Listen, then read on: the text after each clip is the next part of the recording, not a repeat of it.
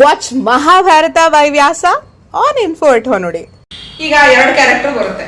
ಒಂದು ಜನಮೇಜಯನ್ನ ಪ್ರೇರೇಪಿಸುವಂತ ಉದ್ದಂಕ, ಈ ಸರ್ಪಯಾಗ ಮಾಡು, ಸರ್ಪಗಳೆಲ್ಲ ಸತ್ತು ಹೋಗ್ಲಿ ಅಂತ. ಇನ್ನೊಂದ್ ಕಡೆ ಇಲ್ಲ ಇಲ್ಲಿಗೆ ನಿಲ್ಬೇಕು, ದ್ವೇಷ ಕೊನೆ ಆಗ್ಲಿ ಅನ್ನುವಂತ ಆಸ್ತಿಕರು.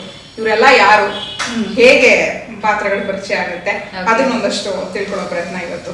ಮಹಾಭಾರತ ಅನ್ನೋ ಒಂದು ದೊಡ್ಡ ನಾಟಕಕ್ಕೆ ಸ್ಟೇಜು ಮತ್ತೆ ಬ್ಯಾಕ್ಗ್ರೌಂಡ್ ಹೇಗೆ ಸೆಟ್ ಆಯ್ತು ಅಂತ. ಸೊ ನಾವು ಮಹಾಭಾರತ ಅಂದಿದ ತಕ್ಷಣ ಶಾಂತನುವಿಂದ ಶುರು ಮಾಡ್ಬಿಡ್ತೀವಿ. ಬಟ್ ಅದಕ್ಕೆ ಬೇಕಾದಷ್ಟು ಪಾತ್ರಗಳು ಬಂದು ಹೋಗಿದೆ. ಹಲವಾರು ಶಾಪಗಳು ಜಗತ್ ಕಲ್ಯಾಣಕ್ಕೆ ಕಾರಣ ಆಗಿದೆ. ಸೊ ಇದನ್ನೆಲ್ಲ ತಿಳ್ಕೊಳ್ಳೋ ಪ್ರಯತ್ನ ಸ್ಲೋಲಿ ಮಾಡೋಣ. ನಾನು ಯಥಾಶಕ್ತಿ ನಿಮ್ಗೆ ತಿಳಿಸ್ಕೊಡೋ ಪ್ರಯತ್ನ ಮಾಡ್ತೀನಿ. ಕಂಟೆಂಟ್ ಇಷ್ಟ ಆದ್ರೆ ಲೈಕ್, ಶೇರ್ ಅಂಡ್ ಸಬ್ಸ್ಕ್ರೈಬ್ ಮಾಡಿ. ಅಕಾಲ ಕೋಪ ಅನ್ನೋದು ಉದ್ದಂಕಂಗಿತ್ತು. ಅಂದ್ರೆ ಯಾರಿದ್ದಾರೆ, ಯಾರಿಗೆ ನಾನು ಶಪಿಸ್ತಾ ಇದ್ದೀನಿ, ಏನ್ ಮಾಡ್ತಾ ಇದ್ದೀನಿ ಅನ್ನೋ ಪ್ರಜ್ಞೆ ಇಲ್ಲದೆ ತನ್ನ ಕೋಪನ ಎನರ್ಜಿಯಾಗಿ ಪರಿವರ್ತನೆ ಮಾಡೋದು. ದೂರ್ವಾಸರು is a excellent example. So ಉದ್ದಂಕಂಗೆ ವಿದ್ಯಾಭ್ಯಾಸ ಮುಗಿಯುತ್ತೆ. ವೇದರ್ ಹೇಳ್ತಾರೆ, ಇನ್ನು ನೀನು ಹೊರಡೋ ಸಮಯ ಬಂತು. ಬಟ್ ಯಾವತ್ತಿದ್ರೂ ನೀನು ಕೋಪ ಅನ್ನೋದನ್ನ ಒಂಚೂರು, ಅದೊಂದೇ ನಿನ್ನಲ್ಲಿ ರಾಂಗ್ ಕ್ವಾಲಿಟಿ, ಅದೊಂಚೂರು ನೀನು ನೋಡಬೇಕು ಅಂತ ಹೇಳ್ತಾರೆ, ಆಶೀರ್ವಾದ ಮಾಡ್ತಾರೆ. ಉದ್ದಂಕ ಏನು ಮಾಡ್ತಾನೆ, ಅವನು ಇದರಲ್ಲಿ ಪ್ರತಿಬಿಂಬ ನೋಡಿದಾಗ ಒಳ್ಳೆ ಮೈಕಟ್ಟೆಲ್ಲ ಇರುತ್ತೆ ಅವನಿಗೆ. ಆವಾಗ ಗುರುಗಳು ಹೇಳ್ತಾನೆ, ನೀವು ಬರೀ ನನ್ನ ಮನೋಮಯ ಕೋಶಕ್ಕೆ, ವಿಜ್ಞಾನಮಯ ಕೋಶಕ್ಕೆ ಊಟ ಹಾಕಿಲ್ಲ, ನಾನು ಅನ್ನಮಯ ಕೋಶ, ಪ್ರಾಣಮಯ ಕೋಶನೂ ಬೆಳೆಸಿದ್ದೀರಾ. ಸೊ ಅದಕ್ಕೆ ನಾನು ಏನಾದರೂ ನಿಮಗೆ ಕೊಡಬೇಕು ಅಂತ. ಅದು ಲಾಸ್ಟ್ ಎಪಿಸೋಡ್ ನಾವು ಪ್ರೀವಿಯಸ್ ಎಪಿಸೋಡ್ಸಲ್ಲಿ ಇದನ್ನು ಹೇಳಿದ್ವಿ. ಬೇಡಪ್ಪ, ನೀನು ಗುರುಮಾತೆಗೆ ಹೋಗಿ ಕೇಳು, ಅವಳು ಏನು ಬೇಕೋ ಅದನ್ನು ಕೊಡು, ನನಗಂತೂ ಏನು ಬೇಡ, ನೀನು ಇಷ್ಟು ಒಳ್ಳೆ ತೇಜಸ್ವಿ ಆಗಿರೋದೇ ನನಗೆ ಕೊಡ್ತಾ ಇರ್ತಕ್ಕಂಥ ಬಹುಮಾನ ಅಂತ ಹೇಳ್ತಾರೆ. ಸೊ ಈಗಿನ ಕಾಲದಲ್ಲಿ ಅದನ್ನು ತುಂಬ ಜಾಸ್ತಿ ನೋಡೋಕ್ಕಾಗಲ್ಲ. ಅಂದರೆ ಏನೂ ಅಪೇಕ್ಷೆ ಇಲ್ಲದೆ ಗುರುಗಳು ಕೂತ್ಕೊಂಡು ಹೇಳ್ಕೊಡಲ್ಲ. ಒಂದು PPT ಕೂಡ ಬಚ್ಚಿಟ್ಕೊತಾರೆ, ಎಲ್ಲಿ ಫೋಟೋ ತೆಕ್ಕೊಂಡ್ಬಿಡ್ತಾರೆ, ಒಂದು ಕ್ಯಾಮ್ರಾ ಆಫ್ ಮಾಡಿಸ್ತಾರೆ. So knowledge has also become A medium of competition. Intellectual property, yeah, that is a western concept. ಇಲ್ಲಿ ಏನು ಅಂತಂದ್ರೆ, ನಾನು ನಾಲೆಜ್ ಕೊಟ್ಟಷ್ಟು ಬೆಳೆಯುತ್ತೆ ಅನ್ನೋದು. ಬೇಕಾದ್ರೆ ನೀವು ಅಬ್ಸರ್ವ್ ಮಾಡಿ, ನೀವು ಹೇಳ್ಕೊಟ್ಟಷ್ಟು ನೀವು ಕಲಿತೀರಿ. ಕರೆಕ್ಟ್. ಯಾಕಂದ್ರೆ ಅವರಿಂದ ಬರೋ ಕ್ವೆಶ್ಚನ್ಸ್ ಇರ್ಬೋದು, ಅವರಲ್ಲಿ ಕ್ರಿಯೇಟ್ ಆಗೋ ಆ ದ್ವಂದ್ವನ ನೀವು ಸಾಲ್ವ್ ಮಾಡೋದಿರ್ಬೋದು. Everything is a puzzle in life. So ಇಲ್ಲಿ ಹೋಗಿ ಗುರುಮಾತೆ ಹತ್ರ ಕೇಳ್ತಾರೆ. ಆ್ಯಂಡ್ ಅವರು ಕರ್ಣಕುಂಡಲ ತಂದ್ಕೊಡಕ್ಕೆ ಹೇಳ್ತಾರೆ. ರೀಸನ್ ಈಸ್, ಅಲ್ಲಿನ ಒಂದು ಪ್ರದೇಶದಲ್ಲಿ ಬರೀ ದರ್ಬೆಗಳು ಬೆಳೆದುಬಿಟ್ಟಿರುತ್ತೆ. ಸೊ ತುಂಬ ಮಕ್ಕಳುಗಳಿಗೆ ಕಷ್ಟ ಆಗ್ತಾ ಇರತ್ತೆ. ಅಂದರೆ ಅಲ್ಲಿ ಗುರುಕುಲದಲ್ಲಿರೋ ಮಕ್ಕಳುಗಳಿಗೆ ಊಟ ಹಾಕೋದು, ಅವರೇ ಎಷ್ಟೋ ದೂರ ಹೋಗಿ ಎಲ್ಲ ತಗೊಂಡು ಬರಬೇಕಾಗಿರತ್ತೆ. ನೋಡಪ್ಪ, ನಿನ್ನ ಕಷ್ಟ ಯಾರು ಪಡೋದು ಬೇಡ, ನೋಡು ಇವ್ರಿಗೋಸ್ಕರ ಕರ್ಣಕುಂಡಲ ಅಂತ ತಗೊಂಡು ಬಾ.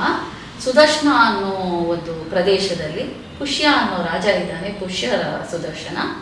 ಅವನ ಹತ್ರ ಹೋಗು, ಕರ್ಣಕುಂಡಲ ಅವನ ಹೆಂಡತಿ ಹತ್ರ ಇದೆ, ಅದನ್ನು ತಗೊಂಬ. ಅದು ಎಲ್ಲಿರುತ್ತೋ ಆ ಭೂಮಿ ಸಮೃದ್ಧಿಯಾಗಿರುತ್ತೆ. ಸೊ ಇದು you can help us with. ಭಾಳ ಸಂತೋಷ ಆಗೋಗುತ್ತೆ ಉದ್ದಂಕನಿಗೆ. ಇಲ್ಲಿ ಉದ್ದಂಕನಿಗೆ ಒಂದು ಪಾಠ ಕಲಿಸೋಕ್ಕೆ ಇಂದ್ರ ಯೋಚನೆ ಮಾಡ್ತಾ ಇರ್ತಾನೆ. ಯಾಕೆಂದ್ರೆ ಅವನು ಕೋಪ ನಿರ್ಮೂಲನೆ ಆಗಬೇಕು. Why is Indra shown like this ಎಲ್ಲಾ ಕಡೆ? ಇಲ್ಲ, ಮುಂದಕ್ಕೆ ಕತೆ ಬರುತ್ತೆ, ಆವಾಗ ರೀಸನ್ ಹೇಳ್ತೀನಿ. So it's a very good question. ಎಲ್ಲ ತಲೆನಲ್ಲೂ ಪಾಪ ಈ ಸಿನಿಮಾ ನೋಡಿ ಇಂದ್ರ, ಬಟ್ ಆಕ್ಚುಲಿ ಅಲ್ಲ, ನಾನು ಹೇಳ್ತೀನಿ ರೀಸನ್. ಸೊ ಇಂದ್ರ ಏನ್ ಮಾಡ್ತಾನೆ, ಪುಷ್ಯರಾಜನ ವೇಷ ಹಾಕೊಂಡು ಬಂದು ಉದ್ದಂಕ ಬರ್ತಾನೆ, ಕರ್ಣಕುಂಡಲ ಕೇಳ್ತಾನೆ. ಆಯ್ತು, ನನ್ನ ಹೆಂಡತಿಗೆ ಹೇಳ್ತೀನಿ ಕೊಡಕ್ಕೆ, ಬಟ್ ಊಟ ಮಾಡಿ ಹೋಗಿ, ಹಾಗೆ ಹೋಗ್ಬೇಡಿ. ಆಯ್ತು, ಉಪ್ಪಿಲ್ದಿರೋ ಅಡುಗೆ ಮಾಡಿಸ್ತಾನೆ. ಆಮೇಲಿಂದ ಒಂದಿಷ್ಟಿಷ್ಟು ಉದ್ದ ಕೂದಲು ಹಾಕ್ತಾನೆ. ಬಡಿಸ್ತಾ ಇದ್ರೆ ಕೂದಲು ಬರ್ತಾ ಇರುತ್ತೆ. ಅಂದರೆ ಅವನಿಗೆ ಕೋಪ ಬರೋದಕ್ಕೆ ಏನೇನು ಬೇಕೋ ಅದನ್ನೆಲ್ಲ ಮಾಡ್ತಾನೆ. ಸೊ ಕೋಪ ಸಿಕ್ಕಾಪಟ್ಟೆ ಬರುತ್ತೆ, ಹಶ್ವಾಗ್ತಾ ಇರುತ್ತೆ. ಊಟ ನೋಡಕ್ ಚೆನ್ನಾಗಿದೆ, ತಿನ್ನಕ್ ಚೆನ್ನಾಗಿಲ್ಲ. ಸುಮಾರು ಜನದ ಮನೇಲಿ ಇವಾಗ ಆಲ್ರೆಡಿ ಅದಿರುತ್ತೆ, ನೋಡಕ್ ಚೆನ್ನಾಗಿರುತ್ತೆ, ತಿನ್ನಕ್ ಚೆನ್ನಾಗಿರಲ್ಲ ಅಂತ. ಸೊ ಪ್ರೆಸೆಂಟೇಷನ್ ಹಸ್ ಟೇಕನ್ 60% ಆಫ್ ಎವ್ರಿಥಿಂಗ್. ನೀವು ಗಾರ್ನಿಶ್ ಮಾಡಿದ್ರೆ ಆಯ್ತು ಅನ್ನೋ ಥರ. ಸೊ ಉದ್ದಂಕನ್ ಕೋಪ ಬರುತ್ತೆ. ನೀನು ಇಷ್ಟು ಆಳ್ತಾ ಇರೋ ರಾಜ, ನಿನಗೆ ಕಾಣಿಸ್ತಾ ಇಲ್ವಾ ಅಲ್ಲಿ ಕೂದಲು? ನಿನಗೆ ಕಾಣಿಸ್ತಾ ಇರೋದ್ರಿಂದ ನಿನ್ನ ಕಣ್ಣಿದ್ರು ವೇಸ್ಟು, ನಿನಗೆ ಕಣ್ಣು ಹೋಗ್ಲಿ ಅಂತ ಶಾಪ. ಓಕೆ. ಸರಿ, ಅದಾದ್ಮೇಲೆ ಹೆಂಡತಿ ಬಹಳವಾಗಿ ಅಳ್ತಾಳೆ, ಮಂದ ಐತಿ. ಅದು ಸರಿ, ಕರ್ಣಕುಂಡಲನ ನನ್ನ ಗಂಡ ಭಾಷೆ ಕೊಟ್ಟಿರೋದನ್ನ ನಾನು ಕೊಟ್ಟೇ ಕೊಡ್ತೀನಿ ನಿನಗೆ, ಆದರೆ ನೀನು ದುಡುಕಿ ಶಾಪ ಕೊಟ್ಟಿದ್ಯಲ್ಲ ಅದ್ರ ಪ್ರತಿಫಲ ನೀನು ಅನುಭವಿಸ್ತೀಯ ಅಂತ ಹೇಳಿ ಕೊಡ್ತಾಳೆ. ಇಲ್ಲಿ ಬರ್ತಾರೆ, ಬಂದು ಕೂತು ಅವರು ಸಂಧ್ಯಾ ಕಾಲ ಆಗುತ್ತೆ, ಕೂತ್ಕೊಂಡು ತಪಸ್ ಮಾಡ್ತಾ ಇರ್ತಾರೆ. ಈ ಕರ್ಣಕುಂಡಲಗಳ ಮೇಲೆ ತಕ್ಷಕನ ಕಣ್ಣು ಯಾವಾಗಲೂ ಇರುತ್ತೆ, ಯಾಕಂದರೆ ನಾಗಗಳು ಸಮೃದ್ಧಿಯಾಗಿರಲಿ ಅಂತ. ಸೊ ಯಾವಾಗಲೂ ಜಗಳ ಕದನ, ಆಮೇಲೆ ಒಂದು ಜಾಗಕ್ಕೋಸ್ಕರ ಕೇಳ್ಕೋಬೇಕು ಇನ್ನೊಬ್ರನ್ನ. ಸೊ ಆ ಥರದ್ದೆಲ್ಲ ಇಟ್ಕೊಂಡು ತಕ್ಷಕ ಏನು ಮಾಡ್ತಾನೆ, ಇವರು ಕರ್ಣಕುಂಡಲನ ಪಕ್ಕದಲ್ಲಿ ಇಟ್ಟು ತಪಸ್ ಮಾಡ್ತಾ ಇರ್ತಾರೆ, ಸಂಧ್ಯಾ ಮಾಡಕ್ಕೆ ಕೂತ್ಕೊಳ್ತಾರೆ. ಆವಾಗ ಬಂದು ಒಂದು ಹುತ್ತದ ಮೂಲಕ ತೊಗೊಂಡ್ಬಿಟ್ಟು ಆಮೇಲಿಂದ ಇವ್ರಿಗೆ ದಿವ್ಯ ದೃಷ್ಟಿನಲ್ಲಿ ನೋಡ್ತಾರೆ, ತಕ್ಷಕನ ಹತ್ರ ಇರುತ್ತೆ. ಸೊ ಇವರು ಕೂಡ ಜಲಪ್ರವೇಶ ಮಾಡ್ತಾರೆ. ಜಲಪ್ರವೇಶ ಮಾಡಿ ಹೋಗ್ತಾರೆ. ಹೋಗಿದ್ರೆ ಅಲ್ಲೊಂದು ವಿಯರ್ಡ್ ಸೀನ್ ಕಾಣುತ್ತೆ.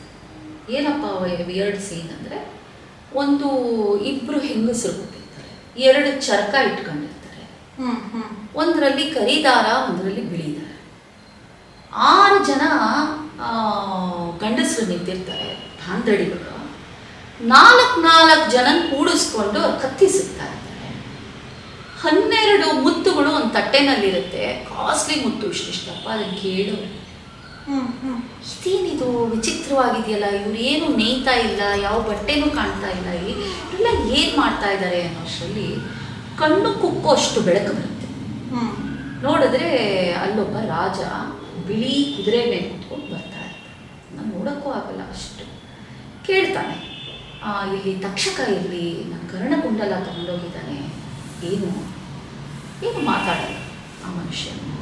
ಆದರೆ ಅಶ್ಲೀಲವಾಣಿ ಹೇಳುತ್ತೆ. ಹೋಗಿ ಆ ಕಿವಿ ಇದೆಯಲ್ಲ, ಆ ಕುದುರೆ ಕಿವಿ, ಅದರಲ್ಲಿ ಸುಮ್ಮನೆ ಊದು, ನಿನ್ನ ಕೆಲಸ ಆಗುತ್ತೆ. ಆ ಕುದುರೆ ಕಿವಿನಲ್ಲಿ ಹೋಗಿ ಊದ್ತಾನೆ. ಊದಿದ್ರೆ ಆ ಪೂರ್ತಿ ಆ ನವರಂಧ್ರದಲ್ಲೂ ಬೆಂಕಿ ಬರಕ್ಕೆ ಶುರು ಆಗುತ್ತೆ, ಕುದುರೆ ನವರಂಧ್ರ. ಆವಾಗ ತಕ್ಷಕಂಗೆ ಎಷ್ಟು ಕಾವಾಗೋಗುತ್ತೆ ತಕ್ಷಕಂಗೆ ಅಂದ್ರೆ ಆಚೆ ಬಂದು ಕರ್ಣಕುಂಡಲ ಕೊಟ್ಬಿಡ್ತಾನಪ್ಪ, ನಂಗೆ ಕ್ಷಮಿಸು. ಸರಿ, ಕರ್ಣಕುಂಡಲ ತಗೋತಾನೆ, ಮತ್ತೆ ನೋಡ್ತಾನೆ, ಹಂಗೇ ನಡೀತಿರುತ್ತೆ. ಮತ್ತೆ ಇಲ್ಲಿ ಕೂತಿರೋ ರಾಜನ್ ನೋಡ್ತಾನೆ, ಹಂಗೇ ನಡೀತಿರುತ್ತೆ.